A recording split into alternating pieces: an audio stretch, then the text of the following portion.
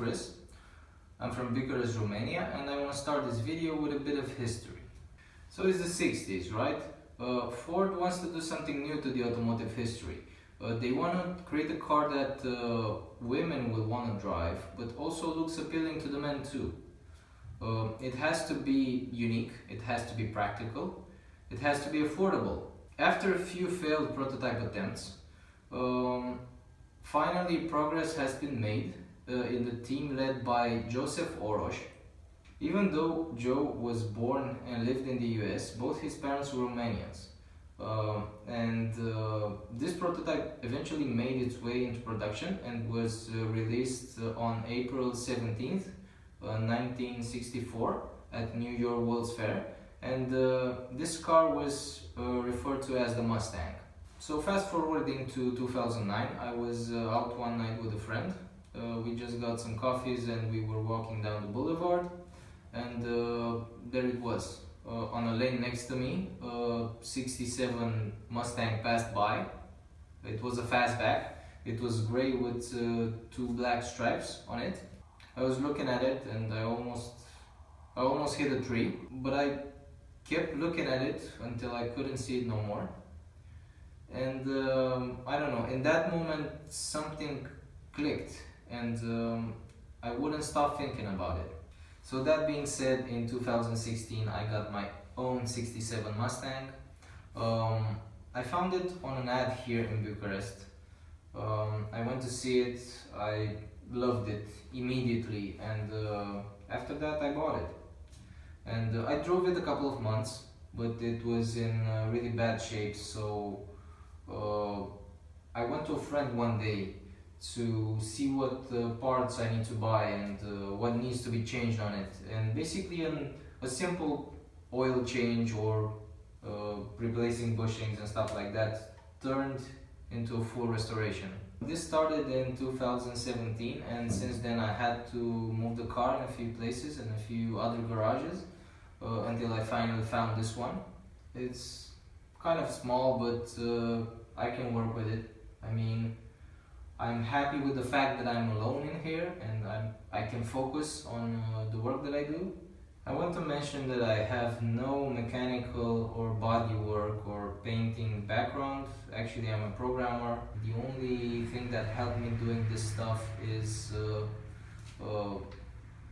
watching a lot of videos, basically abusing the internet, asking a lot of questions to basically everybody that was doing these sort of projects. So this is how I met Joe Daddy. He helped me a lot, especially with his videos on Jade, the 68 Mustang. He even helped me with some questions, some specific questions that I asked him on Instagram, and he was kind enough to respond to me. So yeah, he has been a huge help. So that being said, basically I think it's time to introduce you guys to the most irresponsible financial decision that I have ever made. So let's take a look around, see what I've done to the car and what will come next. So we are going to start here in the front and work our way to the back. I didn't put the fenders on because I want to show you on the sides the patches and stuff I needed to address. This car was also involved in quite a few collisions, so I addressed that as best way possible. It was also rolled over at one point because I saw that the roof was very wavy. This front radiator support was replaced because the old one was very rusty. Here I addressed some cracks in the shock towers. I welded them up. On this side, this frame rail was rusted out to pieces basically, so I had to replace this side. You can see here that I also put a little bit of seam sealer, and this is not perfectly flush, but it's straight all the way across. Here I had to do some repairs, basically made some patches for this bottom side and this side as well, because this is where the battery sits, and it was very rusty here.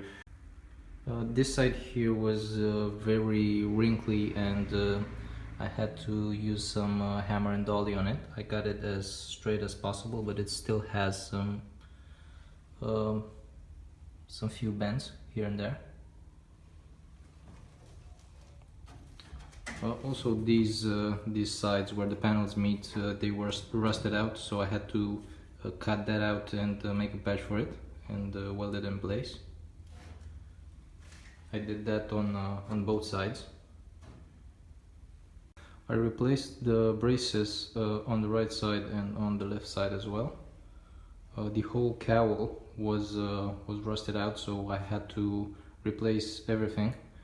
I went and bought the whole piece, meaning the upper side and also the lower side, so I welded that in place. Moving along to the side here, I made a patch here. I also added a passenger side torque box. This isn't, I didn't order this piece, I just fabricated it. I also, you can see here where I addressed those cracks in the shock tower. I only made them smooth in the engine compartment because they are visible there. I didn't bother too much to having them ground down here. I fabricated the plate and I put in here. I seam sealed all over it after welding it in place. Also, I did the Shelby drop. I don't know, it's not visible because I welded the old hole shut, but basically I made myself a template. I didn't order one, and I measured it correctly and it's dead on. The measurements are correct, so I'm not worried about that. I did that on the other side as well. So as you can see, this is the driver's side with the exact same thing, a plate welded in and the Shelby drop made. Also, I had to do a patch here, and this torque box was rotted out from under, so I had to replace the whole underside of the torque box. I also made here on the side a patch panel. I don't know if it's visible, not really because of the undercoating, but it was somewhere in this area. This car had drum brakes on all four corners, but I will be getting a disc upgrade, at least for the front. These fenders, the driver's side was in good condition, but the passenger side was hit, so I had to do some straightening with hammer and dolly, and I used a little bit of body filler to address that. Moving along to the midsection here, we have the roof that was all wavy, so I had to use a hammer and dolly on it to basically make it straight. At one point I also removed the roof so I can treat the underside structure and get it sandblasted, and applied some epoxy on it just to keep it from rusting in the future.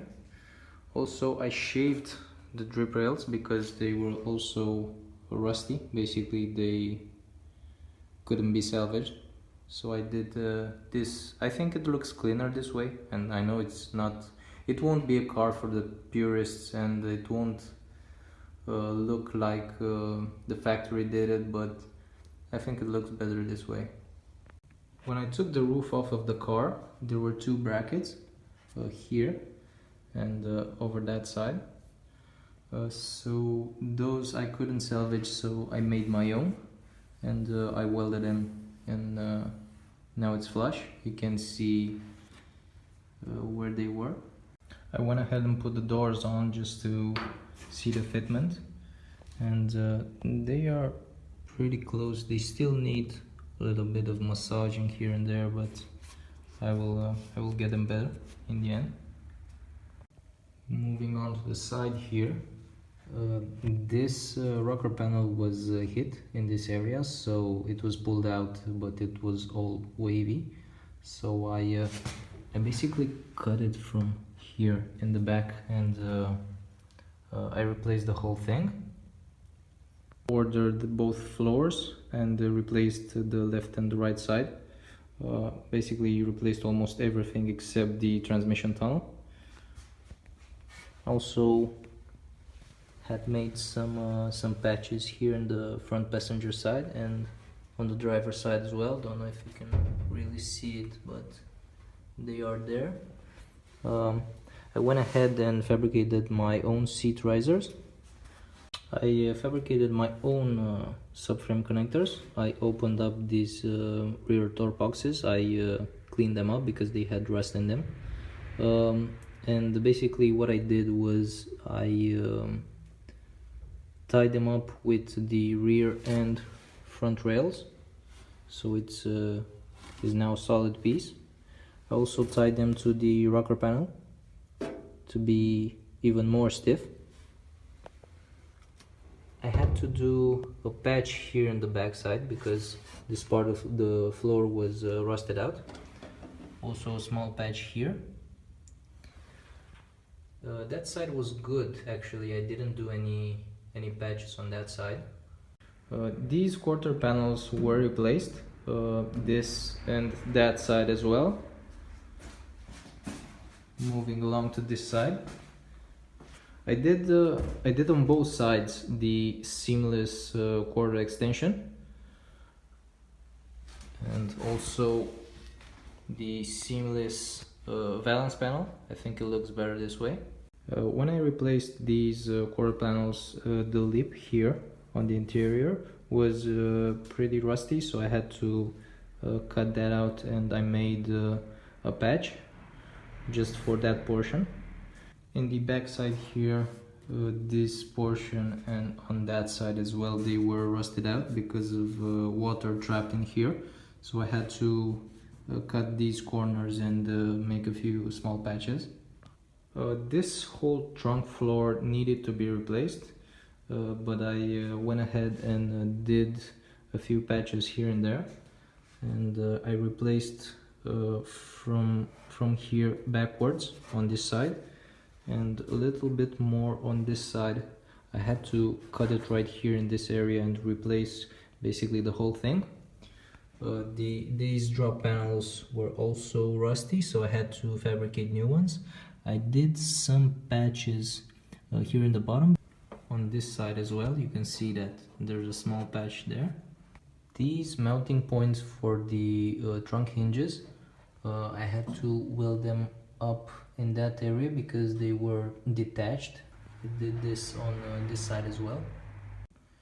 This taillight panel was replaced, and also this I don't know what it's called, cross member that ties it up together.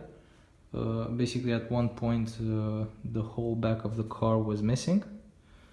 The only thing I managed to salvage was this brace and also these small braces that hold the rear bumper. So I didn't really cover everything because this project took place over the last almost 3 years now, I think. There might be some things that I might have missed, but basically this is it. There is more to come. Next month I will be ordering some bolts to put the whole front end back together. Basically I want to do a final mock-up to see that everything lines up correctly, and after that I think I'm gonna paint the engine compartment and start mounting up the front suspension, because right now it is sitting on this body card that I made, and after that I think I'm gonna deal with the rear diff and clean it up real good and get it on the car, and we'll see from there.